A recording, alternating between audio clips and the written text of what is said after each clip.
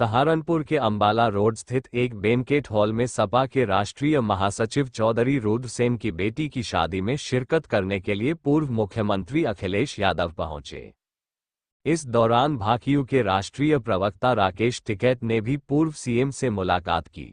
Media से बात करते हुए सपा प्रमुख अखिलेश यादव ने महाकुंभ को लेकर सरकार पर जमकर निशाना साधा। उन्होंने कहा, देश और प्रदेश की जनता को बजट से बहुत उम्मीदें थीं, लेकिन वह पूरी नहीं हुई। किसानों और युवाओं के लिए कोई ठोस योजना नहीं बनाई गई, जिससे उनकी समस्याएं और बढ़ेंगी। सदन आज शुरू हो रहा है। दिल्ली का भी सदन आपने देखा होगा। दिल्ली के सदन में जो बजट आया वो मायूसी वाला बजट था। अगर किसी से व्यक्तिगत आप पूछें कि बजट में उनके लिए क्या है, वो शायद नहीं बता पाएंगे। ये भी बजट सत्र है।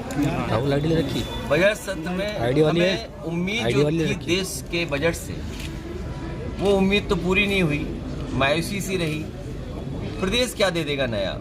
और जब प्रदेश की सरकार सब पैसा कुंभ में लगा देगी, जब सब पैसा कुंभ में लगा देंगे तो फिर किसान के लिए क्या होगा?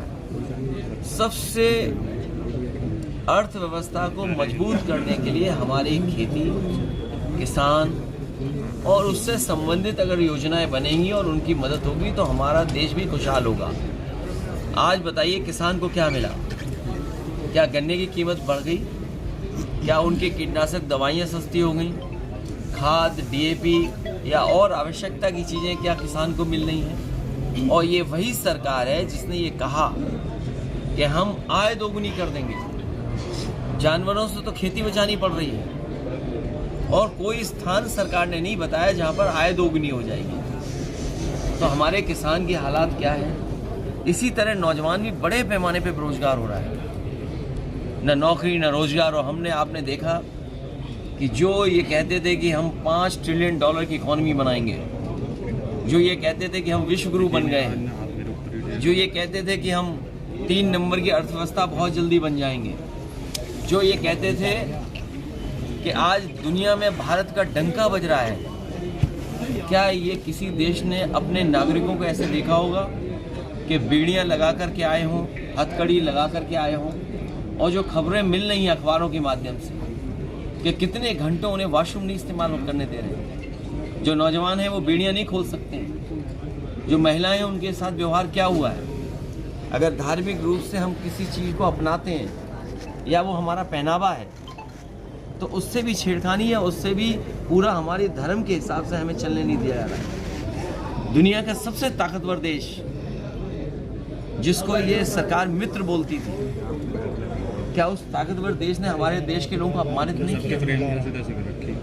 क्या अब दुनिया में डंका नहीं बच गया बेड़ियों का और हथकड़ियों का?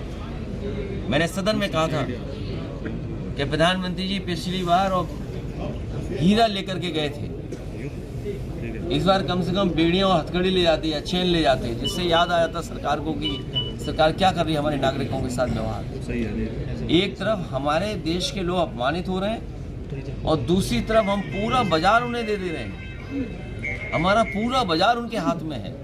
मैं मोबाइल पे द नॉर्थ फेस देख रहा हूँ, वो भी उन्हीं का है।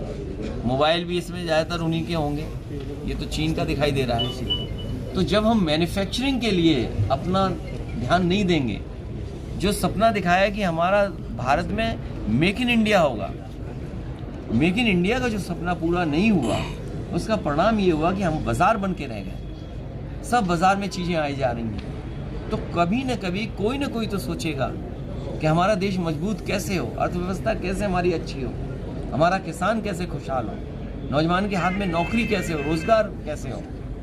लेकिन भारतीय जनता पार्टी जानती है कि लोगों की इमोशन से कैसे खेला जाता है। अभी हाल ही में आपने देखा, प्रचार कर दिया कि 144 वर्ष का बाद ये कुंभ हो रहा है, महाकुंभ, महा आयोजन हो रहा है। लेकिन साइंटिफिकली अगर हम जानना चाहें, किसी एस्ट्रोनॉमी के माध्यम से कुछ जानना चाहें कि ये पहली बार हो रहा है क्या? जितने भी कुंभ होते हैं वो सब 144 वर्ष के बाद होते हैं। कोई कुंभ ऐसा नहीं है जो 144 वर्ष के बाद ना होता हो, क्योंकि कब धरती बनी, कब ये हमारे प्लैनेट्स बने, कब यूनिवर्स बना होगा। और फिर सम्राट हर्षवर्धन ने शुरू किया था कुंभ का आयोजन।